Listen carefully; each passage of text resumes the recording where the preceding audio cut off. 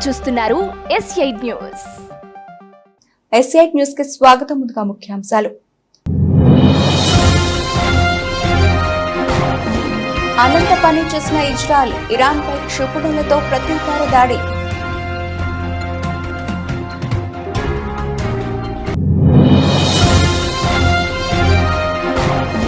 మొదలైన సార్వత్రిక సమరం కొనసాగుతున్న తొలి దశ ఎన్నికల పోలింగ్.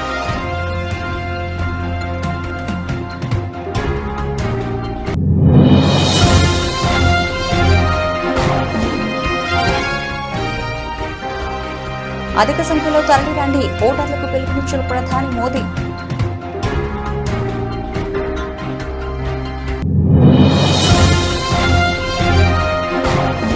ఓటు దేశ భవిష్యత్తును నిర్ణయిస్తుంది, ప్రతి ఒక్కరూ ఓటు హక్కు వినియోగించుకోవాలన్న కాంగ్రెస్ అగ్రనేత రాహుల్ గాంధీ.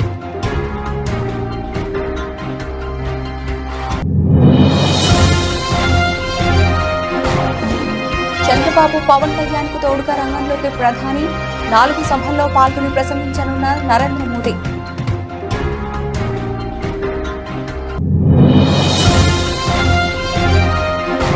పద్దెనిమిదో రోజుకు చేరుకున్న సీఎం జగన్ బస్సు యాత్ర. కాకినాడ బైపాస్ మీదుగా అచ్చంపేట వద్ద బహిరంగ సభలో పాల్గొననున్న జగన్.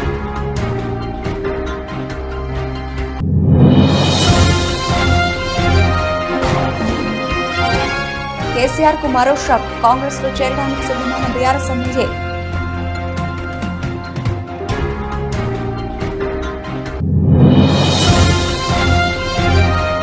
అశుతోష్ శర్మ సంచలన ఇన్నింగ్స్ వృధా, పంజాబ్ పై ముంబై విజయం.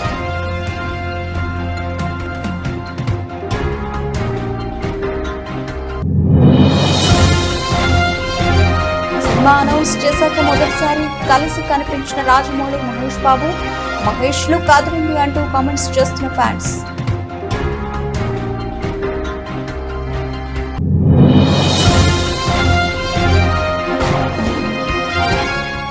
ఇరాక్ ఇజ్రాయెల్ ఉద్రిక్తతల ఎఫెక్ట్, భారీ నష్టాలు మార్కెట్ సూచీలు.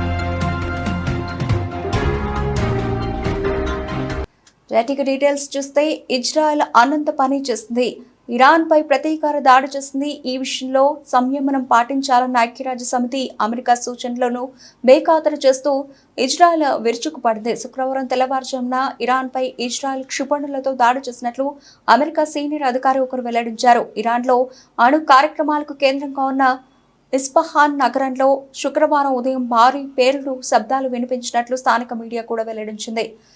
ఇస్ఫహాన్లో విమానాశ్రయం, 8వ ఆర్మీ ఎయిర్ ఫోర్స్ బేస్లకు సమీపంలో పేలుడు శబ్దం వినిపించిందని ఇరాన్ వార్తా సంస్థ ఫార్స్ పేర్కొంది. ఇరాన్ వైమానిక రక్షణ దళాలు దాడిని తిప్పికొట్టాయని పేర్కొంది. అయితే మీడియా కథనాలు అక్కడి ప్రభుత్వం అధికారికంగా ధృవీకరించలేదు. కానీ ముందు జాగ్రత్తగా దేశవ్యాప్తంగా గగనతలాన్ని మూసివేసింది. టెహ్రాన్, ఇస్ఫహాన్, షిరాజ్ నగరాల మీదుగా వెళ్లే వాణిజ్య, పౌర విమానాలకు అనుమతులను రద్దు చేసింది. మరికొన్నింటిని ప్రత్యామ్నాయ మార్గాలకు మళ్లించారు. ఆ నగరంలో అతిపెద్ద సైనిక శిబిరంతో పాటుగా పలు అణు కేంద్రాలు ఉన్నాయి. కాగా ఇజ్రాయెల్ దాడులను అడ్డుకోవడానికి పలు ప్రావిన్సుల్లో గగనతల రక్షణ వ్యవస్థలను ఇరాన్ యాక్టివేట్ చేసింది. గత శనివారం ఇజ్రాయెల్పై ఇరాన్ భారీ సంఖ్యలో డ్రోన్లు, క్షిపణులతో దాడి చేసిన విషయం తెలిసిందే. 300కు పైగా డ్రోన్లను ప్రయోగించగా కొన్ని మినహా అన్నింటినీ ఇజ్రాయెల్ విజయవంతంగా కూల్చివేసింది. మిత్ర దేశం అమెరికాతో కలిసి అడ్డుకుంది. సిరియాలోని డమాస్కస్లోని తమ కాన్సులేట్ కార్యాలయంపై దాడికి ప్రతీకారంగా ఈ దాడి చేశామని ఇరాన్ ప్రకటించింది. అయితే ఈ దాడికి సరైన సమయంలో సరైన రీతిలో ప్రతీకారం తీర్చుకుంటామని ఇజ్రాయెల్ ప్రకటించిన విషయం తెలిసిందే. లోక్సభ ఎన్నికల తొలి దశ పోలింగ్ ప్రారంభమైంది. ఉదయం 7 గంటలకు ప్రారంభమైన ఓటింగ్ సాయంత్రం 6 గంటల వరకు కొనసాగనుంది.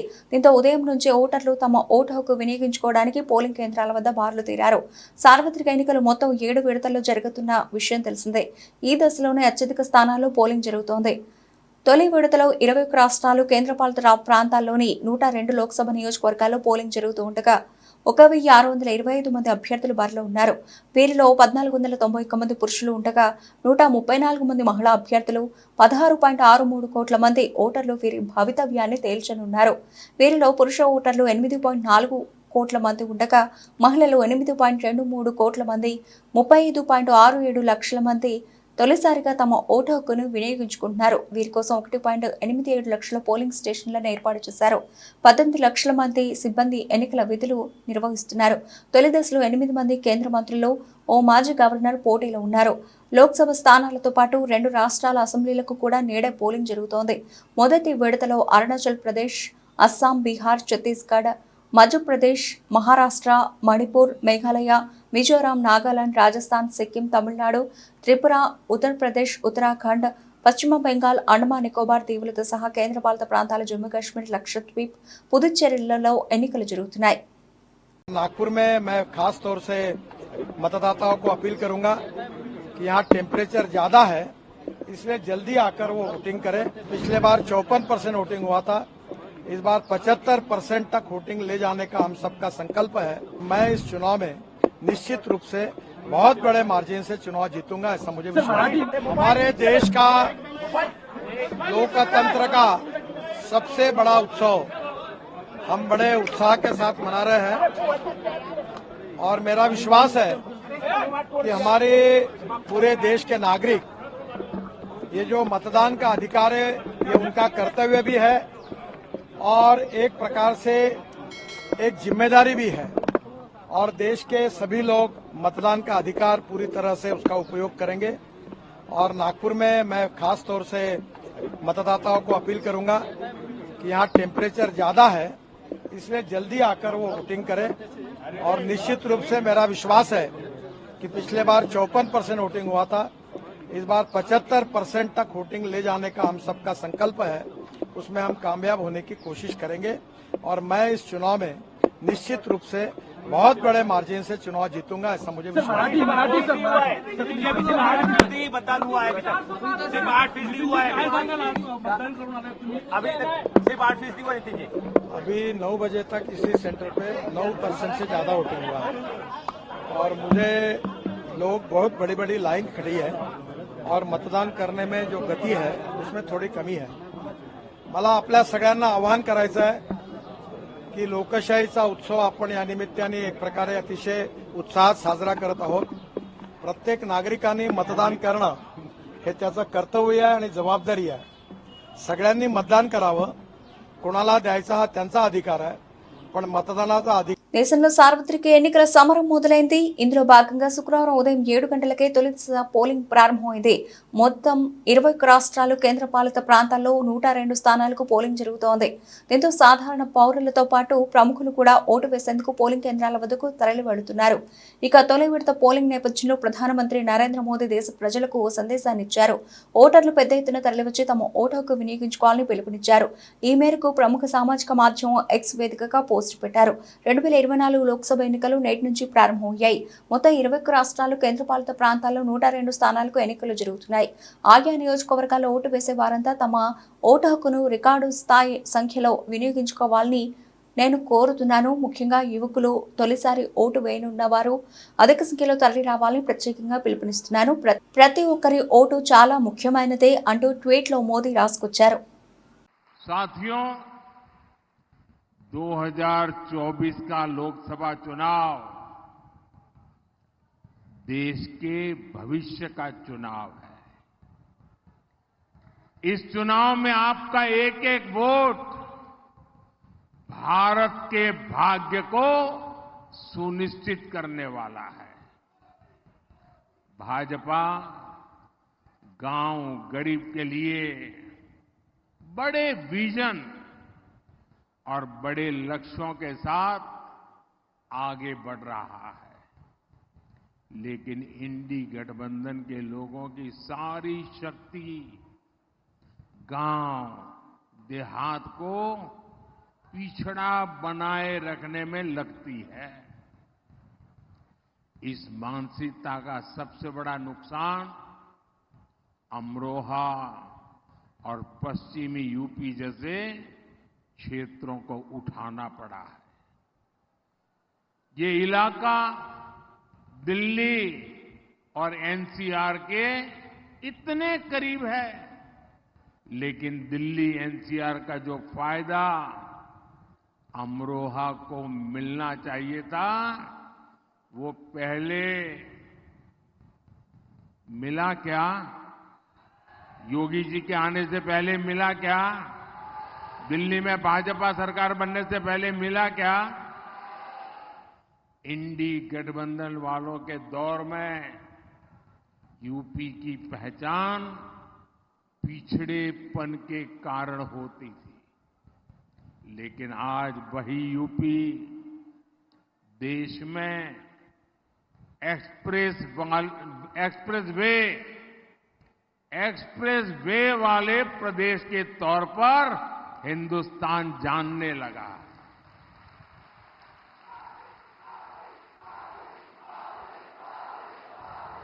आज यूपी में सबसे ज्यादा अंतर्राष्ट्रीय हवाई अड्डे हैं। अमरोहा और गजरौला के रेलवे स्टेशनों को आधुनिक बनाया जा रहा है। हर रूट पर वंदे भारत जैसी ट्रेनों का विस्तार हो रहा है। हमारे अमरोहा में यहीं पास में गंगा एक्सप्रेस वे बन रहा है। साथियों, कनेक्टिविटी के इन सारे कार्यों का लाभ अमरोहा के उद्योगों और कामगारों को हो रहा है। भाजपा सरकार देश में टेक्सटाइल इंडस्ट्री को बढ़ावा देने के लिए टेक्सटाइल पार्क बना रही है। इसका लाभ भी अमरोहा के गारमेंट उद्योग को मिलेगा और उससे से ज्यादा रोजगार पैदा होंगे। దేశంలో సార్వత్రిక ఎన్నికలు శుక్రవారం ఉదయం ప్రారంభమయ్యాయి. మొత్తం 20 రాష్ట్రాలు, కేంద్రపాలిత ప్రాంతాల్లో 102 స్థానాలకు ఇవాళ తొలి విడత పోలింగ్ జరుగుతోంది. దీంతో సాధారణ పౌరులతో పాటు ప్రముఖులు కూడా ఓటు వేసేందుకు పోలింగ్ కేంద్రాల వద్దకు తరలి వెళుతున్నారు. ఈ సందర్భంగా ఓటర్లు తమ ఓటు హక్కును వినియోగించుకోవాలని కాంగ్రెస్ అగ్రనేత ఎంపీ రాహుల్ గాంధీ పిలుపునిచ్చారు. ప్రతి ఓటు దేశ భవిష్యత్తును నిర్ణయిస్తుందని, అర్హులైన ప్రతి ఒక్కరూ తమ ఓటు హక్కును వినియోగించుకోవాలని విజ్ఞప్తి చేశారు. ఈ రోజు తొలి విడత పోలింగ్ జరుగుతోంది. ప్రతి ఓటు భారతదేశ ప్రజాస్వామ్య భవితవ్యం, రాబోయే తరాల భవిష్యత్తును నిర్ణయిస్తుంది. కాబట్టి ప్రతి ఒక్కరూ బయటకు రండి, మీ శక్తివంతమైన ఓటుతో ద్వేషాన్ని ఓడించండి, దేశ నలుమూలల ప్రేమ దుకాణాలను తెరవండి అంటూ ఓటర్లకు రాహుల్ గాంధీ పిలుపునిచ్చారు. కాగా సార్వత్రిక ఎన్నికలు మొత్తం 7 విడతల్లో జరగనున్న విషయం తెలిసిందే. ఇందులో భాగంగా తొలి విడత పోలింగ్ నేటి నుంచి ప్రారంభమైంది. ఇక తొలి విడత ఎన్నికల్లో మొత్తం 1625 మంది అభ్యర్థులు బరిలో నిలిచారు. వీరిలో 1491 మంది పురుషులు కాగా 134 మంది మహిళా అభ్యర్థులు. మొత్తం 16.63 కోట్ల మంది ఓటర్లు వీరి భవితవ్యాన్ని తేల్చనున్నారు. జూన్ 4న ఓట్ల లెక్కింపు ఉంటుంది. ఇక అదే రోజు ఫలితాలు వెల్లడి కానున్నాయి. स्टेज पे इंडिया अलायंस के वरिष्ठ नेता खारगे जी, शरद पवार जी, येचुरी जी और बाकी अलायंस के नेता, सब पार्टियों के कार्यकर्ता, भाई और बहनों, आप सबका यहां बहुत बहुत स्वागत, दिल से आपका स्वागत करता हूं।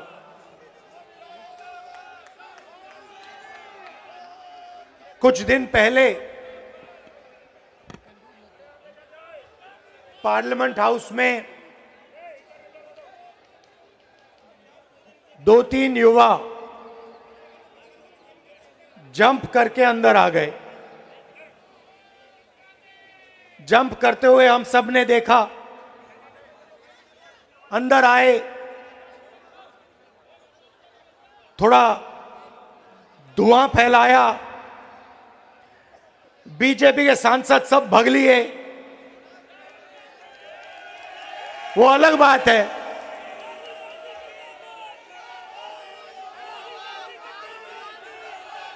वो अलग बात है।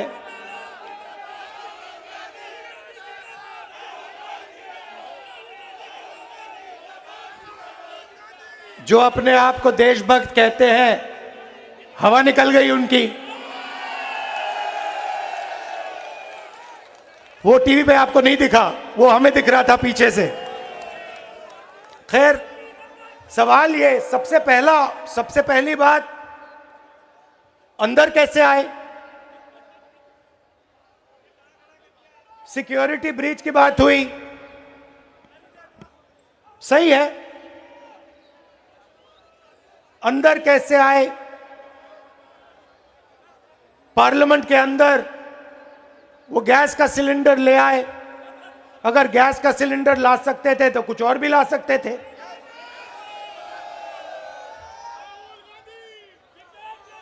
दूसरा सवाल, सिक्योरिटी ब्रीच का सवाल तो है, मगर दूसरा सवाल भी है, उन्होंने ये प्रोटेस्ट क्यों करी? उसका कारण क्या था? बेरोजगारी। देश में भयंकर बेरोजगारी। इस देश का युवा आज रोजगार नहीं पा सकता है। मैंने किसी से कहा, जो सर्वे करते हैं, मैंने किसी से कहा एक काम करो,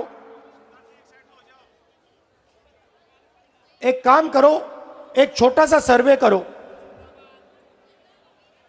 किसी भी शहर में चले जाओ, छोटा सा सर्वे करो, पता लगाओ कि हमारे जो युवा हैं हिंदुस्तान के, भैया ठहर जाओ, हिंदुस्तान के जो युवा हैं, ये जो आपने सेलफोन पकड़ रखे हैं, इस पे दिन में कितना। ఆంధ్రప్రదేశ్ ముఖ్యమంత్రి జగన్మోహన్ రెడ్డి బస్సు యాత్ర 18వ రోజుకు చేరుకుంది. కాకినాడ అచ్చంపేట జంక్షన్లో జగన్ ఇవాళ బహిరంగ సభలో పాల్గొని ప్రసంగించనున్నారు. రాజానగరం మండలం ఎస్టీ రాజాపురం నుంచి యాత్ర ప్రారంభమైంది. ఉందూరు క్రాస్ కాకినాడ బైపాస్ మీదుగా అచ్చంపేట వద్ద బహిరంగ సభలో పాల్గొంటారు జగన్.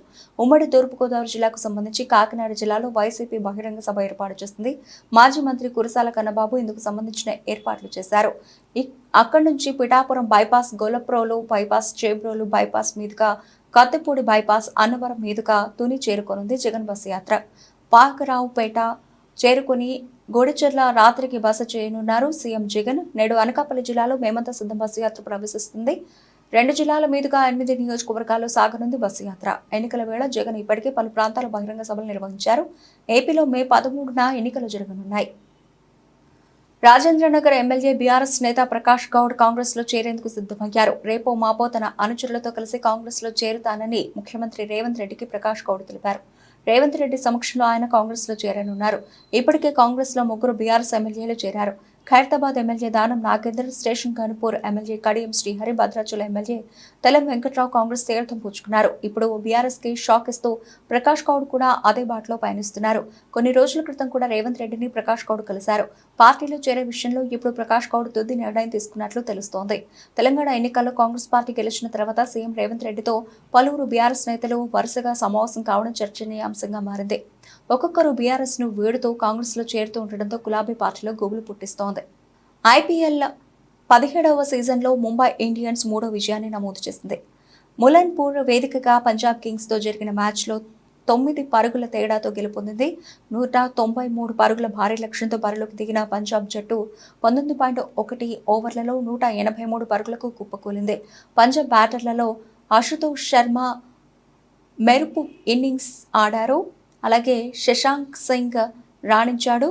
ముంబై బౌలర్లలో బుమ్రా, విరాట్ కోహ్లీ చెరో 3 వికెట్లు తీశారు. శ్రేయస్ గోపాల్, ఆకాష్ మధ్వాల్, హార్దిక్ పాండ్యాలు తలా ఓ వికెట్ సాధించారు. అంతకుముందు మొదట బ్యాటింగ్ చేసిన ముంబై ఇండియన్స్ నిర్ణీత 20 ఓవర్లలో 7 వికెట్లు కోల్పోయి 192 పరుగులు చేసింది. ముంబై బ్యాటర్లలో సూర్యకుమార్ యాదవ్ 53 బంతులు 7 ఫోర్లు 3 సిక్సర్లు హాఫ్ సెంచరీ చేయగా, తిలక్ వర్మ 34 నాట్అవుట్స్, 18 బంతులు 2 ఫోర్లు 2 సిక్సర్లు, రోహిత్ శర్మ 36 25 బంతుల్లో 2 ఫోర్లు 3 సిక్సర్లు మెరుపు ఇన్నింగ్స్లు ఆడారు.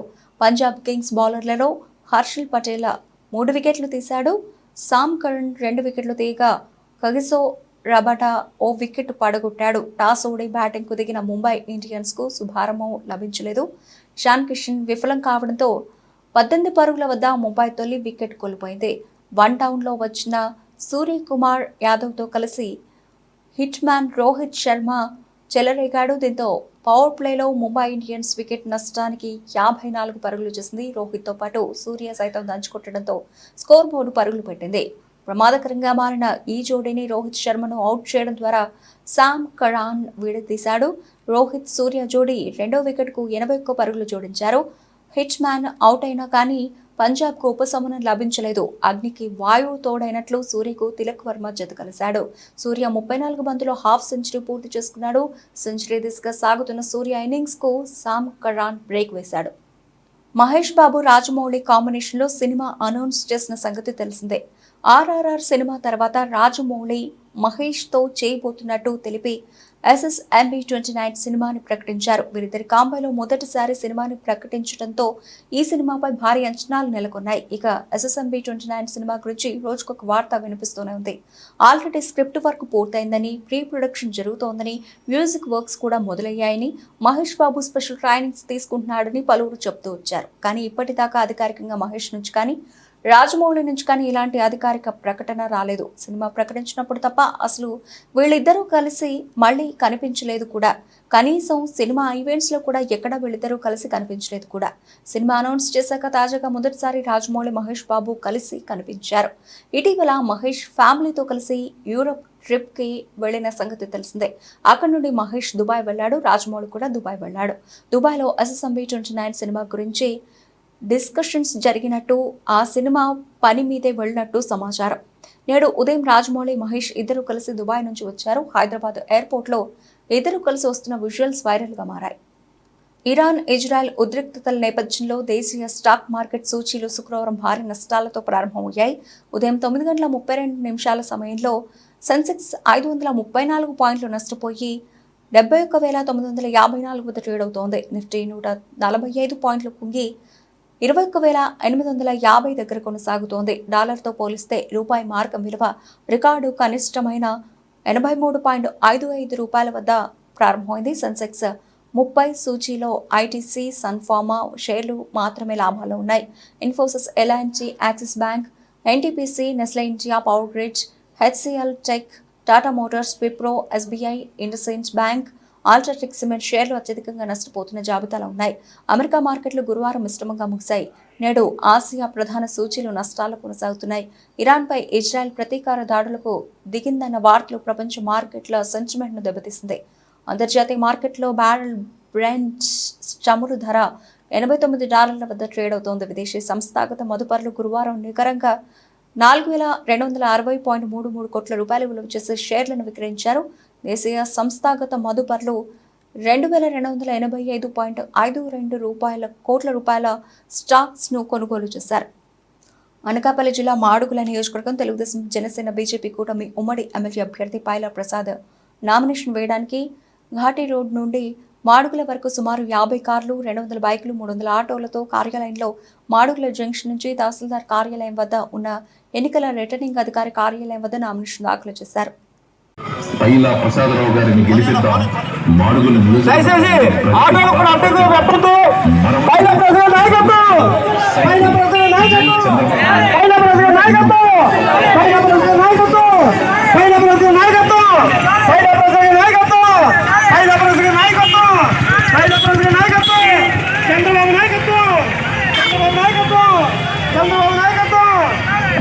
ఏపీలో టీడీపీ, జనసేన, బీజేపీ కూటమి దూకుడు పెంచుతోంది. కూటమి ఎన్నికల ప్రచారంలో మరింత వేగం పెంచింది. ఇప్పటికే 6 నియోజకవర్గాల్లో ప్రజాగళం, వారాహి విజయోత్సవ సభలు నిర్వహించిన చంద్రబాబు, పవన్ కళ్యాణ్లకు తోడుగా ప్రధాని నరేంద్ర మోదీ ప్రచారం చేయనున్నారు. గత నెల చిలకలూరుపేట సభకు హాజరైన ప్రధాని మోదీ మరోసారి ఎన్డీఏ కూటమి తరఫున 4 బహిరంగ సభల్లో పాల్గొననున్నారు. అనకాపల్లి, రాజమండ్రి, కడప లేదా రాజంపేట మరో ప్రాంతంలో నిర్వహించే సభలకు ప్రధాని మోదీ హాజరవుతారు. సార్వత్రిక ఎన్నికల ప్రచారం విషయంలో ఎన్డీఏ కూటమి స్పీడ్ పెంచింది. ఇప్పటికే ప్రధాని మోదీతో గత నెలలో ఒక భారీ బహిరంగ సభ ఏర్పాటు చేశారు. తాజాగా మరో 4 బహిరంగ సభలు ఏర్పాటు చేసేందుకు కూడా ప్రధాని కార్యాలయం నుండి గ్రీన్ సిగ్నల్ వచ్చినట్లు తెలుస్తోంది. ఈ మేరకు టీడీపీ అధినేత చంద్రబాబు ఇవాళ పార్టీ కోఆర్డినేటర్లతో సమావేశం నిర్వహించారు. ప్రధాని బహిరంగ సభల కోసం అనువైన ప్రదేశాలను ఎంపిక చేయాలని చంద్రబాబు వారితో చెప్పినట్లు సమాచారం. బీజేపీ పోటీ చేస్తున్న అనకాపల్లి, రాజమండ్రి, రాజంపేట, కడపలో 3 సభలు ఖాయమయ్యాయి. మరో ప్రదేశం ఏది అనేది ఖరారు కాలేదు. ఇప్పటికే చంద్రబాబు, పవన్ కళ్యాణ్ రాష్ట్రమంతటా సుడిగాలి పర్యటనలు చేస్తున్నారు. ఇద్దరూ కలిసి ఎన్నికల ప్రచారంలో పాల్గొంటున్నారు. ఈ నేపథ్యంలో బీజేపీ నేతలతో కలిసి పర్యటనలు చేయాలని చంద్రబాబు, పవన్ డిసైడ్ అయ్యారు. ఇందులో భాగంగా నిడదవోల్లో ఏపీ బీజేపీ అధ్యక్షురాలు దగ్గుపాటి పురంధరేశ్వరితో కలిసి ప్రచారం చేశారు. ఇంకా కొందరు బీజేపీ జాతీయ నాయకులతో కలిసి చంద్రబాబు ప్రచారం చేయనున్నారు. ప్రధాని మోదీ పాల్గొనబోయే 3 సభలను ఎన్డీఏ కూటమి ప్రతిష్టాత్మకంగా తీసుకుంది. వాటిని సక్సెస్ చేయాలని వ్యూహాలు రచిస్తున్నారు. అదే సమయంలో ఏపీకి బీజేపీ ఏ విధమైన భరోసా కల్పిస్తోంది అనే దానిపై ప్రధాని మోదీతో ప్రకటన చేయించాలని టీడీపీ, జనసేన నేతలు యోచిస్తున్నారు. ఏపీ ప్రజలకు ఏం చేయబోతున్నావు అనేది రానున్న బహిరంగ సభల్లో చెప్పబోతున్నారు. బులెటిన్ ముగించే ముందు హెడ్లైన్స్ మరోసారి. అనంత పని చేసిన ఇజ్రాయెల్, ఇరాన్పై క్షిపణులతో ప్రతీకార దాడి.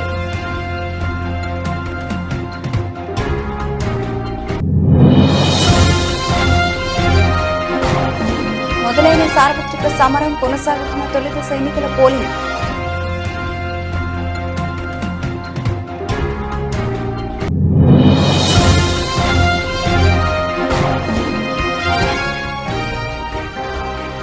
అధిక సంఖ్యలో తరలిరండి, ఓటర్లకు పిలుపునిచ్చిన ప్రధాని మోదీ.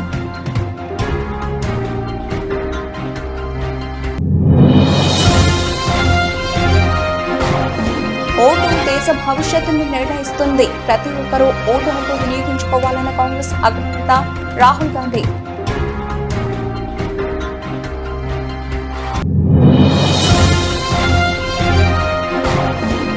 చంద్రబాబు, పవన్ కళ్యాణ్ కు తోడుగా రంగంలోకి ప్రధాని. 4 సభల్లో పాల్గొని ప్రసంగించనున్న నరేంద్ర మోదీ.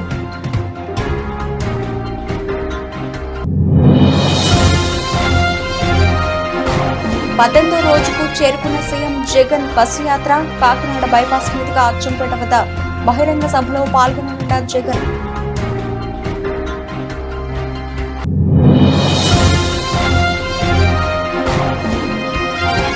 కేసీఆర్ కు మరో షాక్. కాంగ్రెస్ లో చేరడానికి సిద్ధమైన బీఆర్ఎస్ ఎమ్మెల్యే.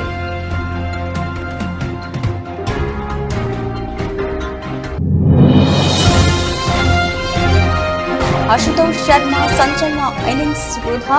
పంజాబ్ పై ముంబై విజయం.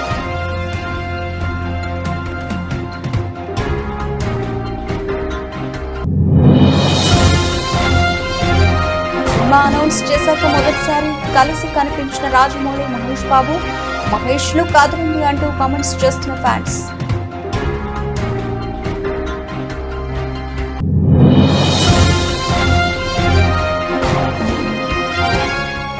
ఇరాక్, ఇజ్రాయెల్ ఉద్రిక్తతల ఎఫెక్ట్, భారీ నష్టాలు మార్కెట్ సూచీలు. ఇవే ఇప్పటివరకు నవలసిన అప్డేట్స్. మరిన్ని అప్డేట్స్ తో మళ్ళీ కలుద్దాం. అంతవరకు సెలవు. నమస్తే.